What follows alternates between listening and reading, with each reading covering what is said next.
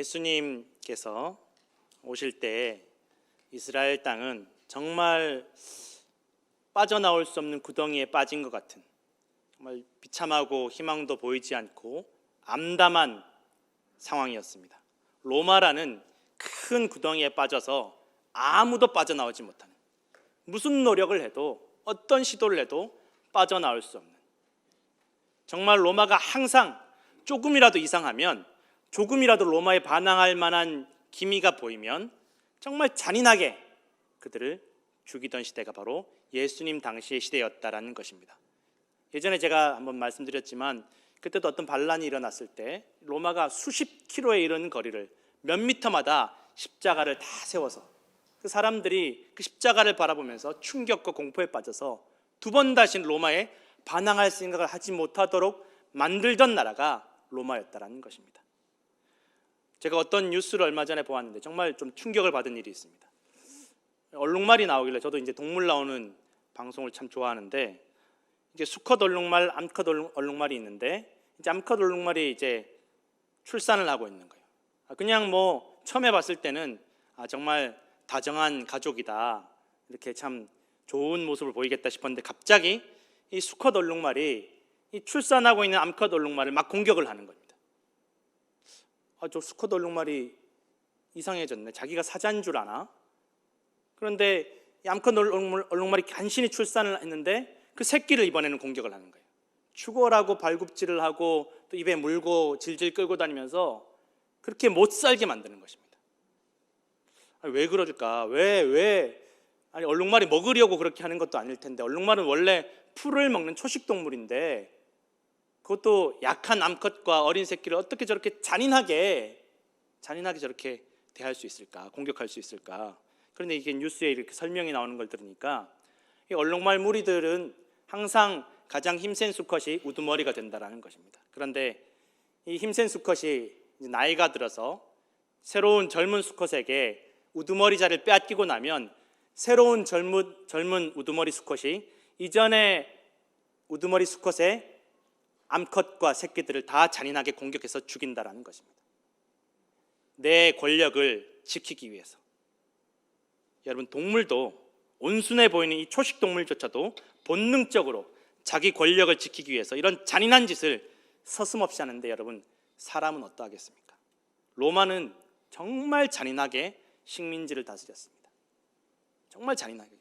어른이고 아이고 전혀 그들이 배려해 주지 않았습니다. 이스라엘을 정복할 때 로마가 마지막으로 이스라엘과 전투를 벌일 때, 전쟁을 겨룰 때 마사다 전투라는 전투가 있습니다. 이 마사다라는 지역에 가보면 지금도 거기에 이제 기록이 남아 있는데, 이제 이스라엘 백성들 전투를 할 때 로마군의 제일 앞쪽에 누구를 세웠느냐? 이스라엘 포로들을 세웠다라는 것입니다. 그러니 이스라엘 백성들과 이스라엘 백성들이 서로 살기 위해서는 서로를 죽일 수밖에 없도록 만드는 것이 바로 로마의 방법이었다라는 것입니다. 로마군이 직접 죽이지 않습니다. 너희들끼리 싸우라는 거예요.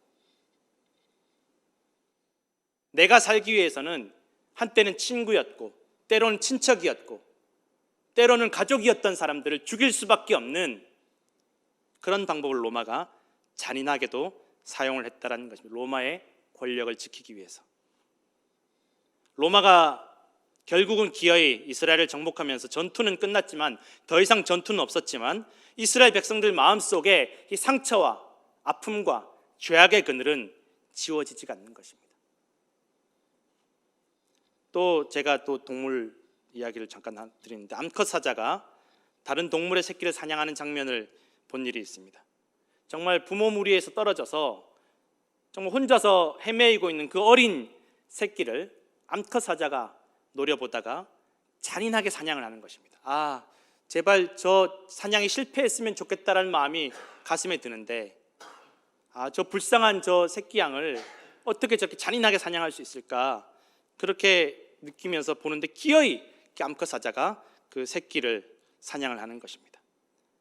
근데 거기까지가 끝난 것이 아니라 그 암컷 사자가 사냥한 그 짐승의 새끼를 가지고 자기 무리에게로 돌아갔는데, 자기 무리에게로 돌아가니까 그곳에는 이 암컷 사자의 새끼들이 배고픔에 기다리고 있다라는 것입니다.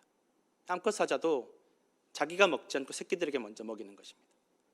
내 새끼들 살리려고 내가 살기 위해서, 살아남기 위해서 어쩔 수 없이 죽이는 일들이 동물의 세계에 있더라는 것입니다. 인간의 역사 속에서 이렇게 잔인하게 생존하는 경우가 얼마나 많이 있습니까? 특히 어렵고 힘든 상황일수록, 고난이 닥쳐올수록 전쟁통에 내가 살고 내 새끼가 살기 위해서 무슨 일이든지 하는 것이 바로 사람이었다라는 것입니다. 동물이나 사람이나 어려움이 닥치고 극한 환경에 닥치면 살기 위해서, 생존을 위해서 무슨 일이든지 했다라는 것입니다. 그래야 살아남으니까 정말 세상에 죄짓지 않고 살아남을 수 있을까 싶을 정도로 알게 모르게 우리는 죄 가운데 살아가고 있습니다. 나와 내 가족이 지금 살아있는 것은 내가 외면하고 있는 죄와 누군가의 희생으로 인한 결과일 수 있음을 여러분 기억하시기를 부탁을 드립니다. 로마서 3장 10절에서 12절에 기록되어 있습니다. 기록된 바 의인은 없나니 하나도 없으며 깨닫는 자도 없고 하나님을 찾는 자도 없고 다 치우쳐 함께 무익하게 되고 선을 행하는 자는 없나니 하나도 없도다. 세상에 의로운 사람이 어디 있습니까? 얼마 전에 미국의 한 유명한 배우가 영화 촬영을 하고 있었습니다.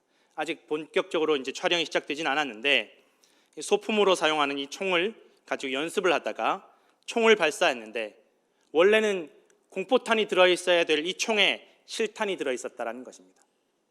그래서 촬영하고 있는 그 여성 카메라 감독이 그 총에 맞고 그 자리에서 사망을 했습니다. 누구의 잘못이겠습니까? 이 소품을 건네준 직원도 이곳에 실탄이 들어있었는 줄 전혀 몰랐다는 것입니다. 총을 발사한 사람은 더더군다나 몰랐다는 것입니다. 누구의 죄입니까? 이 배우가 의도적으로 잘못한 것은 아니지만 이 배우가 발사한 총으로 한 생명이 죽고 한 가정이 완전히 망가진 것입니다.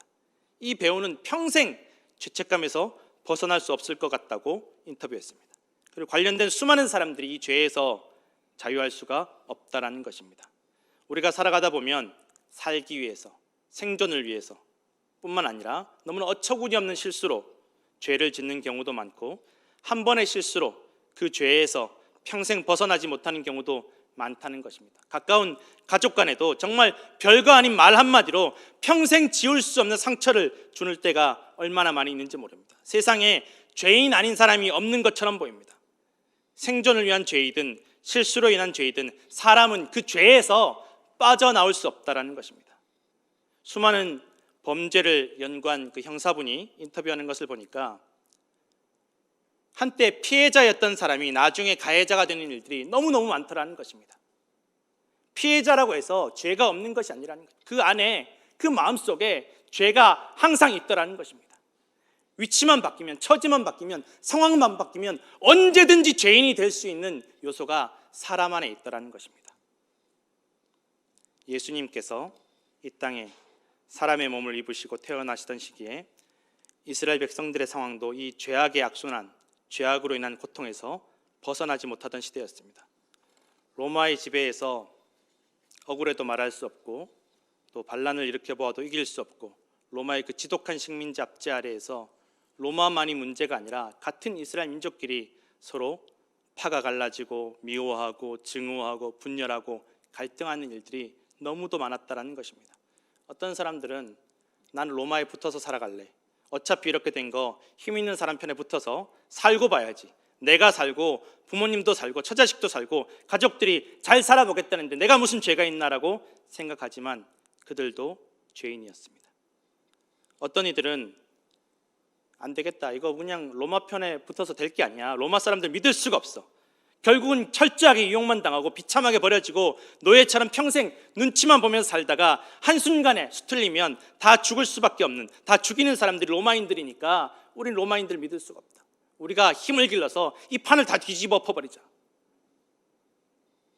우리 뜻을 이루기 위해서는 누구라도, 동족이든 친족이든 누구라도 죽여 없애야 된다, 이렇게 죄인이 되어갔습니다.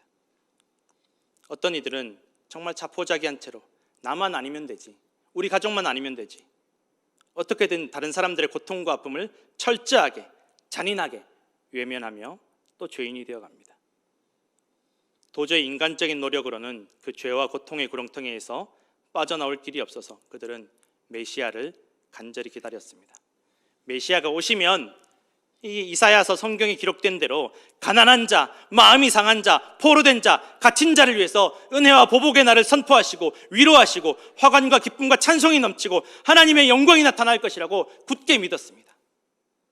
그 구원자가 메시아가 오셔서 옛날 그 모세 때처럼 기적으로 정말 어마어마한 기적을 일으켜서 이 로마를 다 물리치고 우리를 이 로마에서 해방시켜 주기를 기다렸습니다.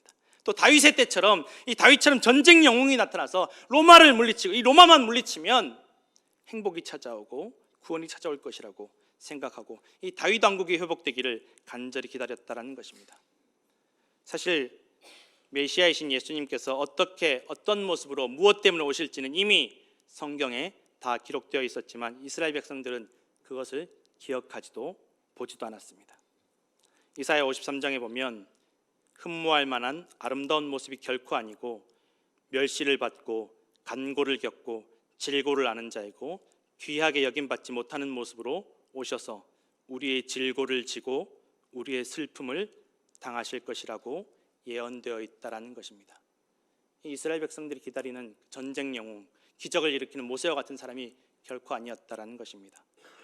그가 찔림은 우리의 허물 때문이요 그가 상함은 우리의 죄악 때문이라고 그가 징계를 받음으로 우리가 평화를 누리고 그가 채찍에 맞음으로 우리가 나음을 받았으며 하나님께서 우리 모두의 죄악을 그에게 담당시키셨다라는 것입니다. 왜 오십니까? 예수님께서 왜 오십니까? 내 죄 때문에 오십니다. 내 죄를 대신 짊어지시기 위해서, 내 죄값을 치르시기 위해서 내려오신다라는 것입니다. 오늘 본문에서도 천사가 요셉에게 말합니다. 예수님은 자기 백성을 그들의 죄에서 구원할 자라고 말하고 있습니다. 로마로부터 구원할 자가 아니라 지금 너 당장 그 배고픈 가난에서 구원하는 자가 아니라 너희의 죄에서 구원하실 자가 메시아이시라고 말씀하고 있다는 것입니다. 하나님께서 보시는 이스라엘 백성들의 문제는 로마도 아니었고 가난이나 질병도 아니었습니다. 수천 년 이스라엘 역사 가운데서 이스라엘 백성들의 가장 큰 문제는 죄였습니다.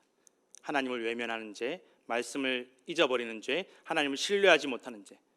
하나님을 믿을 때, 그들이 온전히 하나님께 돌아왔을 때 모든 물자가 풍부하고 부유했고 찬란하고 강력한 나라를 이루었지만 그들이 하나님을 잊어버리는 순간 나라도 잃고 재산도 잃고 생명도 잃어버렸던 일이 계속 반복되어 왔다는 것입니다.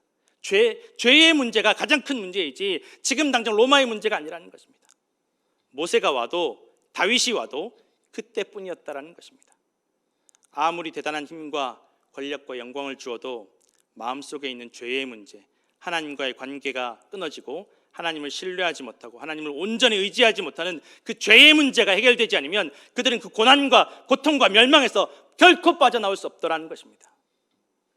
이 모든 문제와 멸망과 사망의 뿌리가 되는 죄의 문제, 우리의 죄, 나의 죄의 문제를 해결하시기 위해서 내 죄값을 피 흘림과 생명으로 대신 치르시기 위해서 나를 죄로부터 구원하시기 위해서 주님께서 내려오신다라는 것입니다. 우리는 지금 누구를 기다리고 있습니까?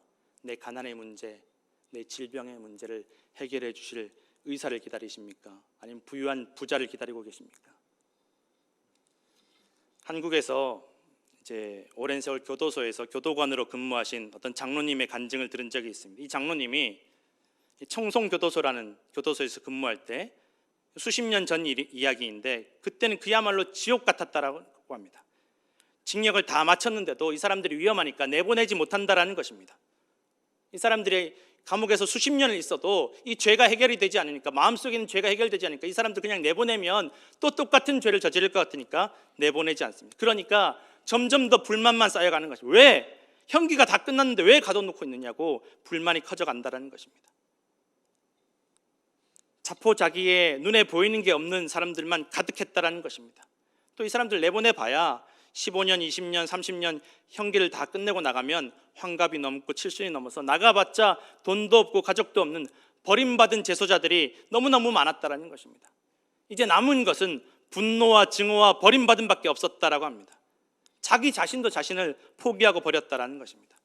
인간이 자신을 위한 마음마저 놓아버리니까 정말 짐승만도 못하더라는 것입니다. 입에 담을 수 없는 끔찍한 자해를 하고 규율과 질서가 다 바닥을 치고 온전히 분노만 가득해서 이 힘의 균형이 제소자들에게 넘어가서 더 이상 이 교도소가 통제가 되지 않을 지경에까지 이르기 시작했다는 것입니다. 이대로 두면 이 교도소가 완전히 폭동이 일어나서 통제가 안 되겠다라고 생각해서 이 장로님이 사명감을 가지고 내가 이 사람들을 제대로 진압해야 되겠다, 제압해야 되겠다. 그래서 그들과 싸우기 시작했습니다. 사악한 범죄를 저지른 인간 같지 않은 놈들을 징치하기 위해서 항상 몽둥이를 들고 다니면서 법이 허용하는 한계 내에서 잔인하게 그 죄인들을 대했다라는 것입니다. 정말 위험한 고비도 많았다라고 합니다. 칼로 목을 찔리기도 하면서 간신히 살아난 적도 있었다라는 것입니다. 그렇게 사명감을 가지고 미움과 증오를 가지고 그 사람들을 대했는데 언제부턴가 이 장로님이 거울을 보니까 이게 사람 얼굴이 아니더라는 것입니다. 눈빛에 분노와 살기가 가득한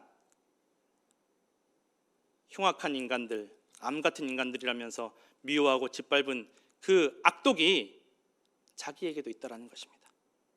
인생이 허무해졌습니다. 내 모습이 얼마나 무섭게 느껴지는지 몰랐다라는 것입니다. 이 죄수들이 오히려 이 사람에게, 이 장로님에게 지옥에서 온 악마 같은 사람이라고 이야기를 했다라는 것입니다. 어느 날 이 장로님이 기도하는 가운데 성경 말씀이 하나 떠오르다라는 것입니다. 고린도전서 3장 16절 말씀입니다. 너희는 너희가 하나님의 성전인 것과 하나님의 성령이 너희 안에 계시는 것을 알지 못하느냐. 이 말씀이 갑자기 다가오면서 완전히 자기가 무너졌다라는 것입니다. 한순간에 바뀌었다라는 것입니다. 술잔만 봐도 먹기가 싫고 담배 냄새만 맡아도 창자가 끊어지는 것 같은 고통이 갑자기 일어났다는 것입니다. 하루 만에 완전히 다른 사람이 되었다는 것입니다.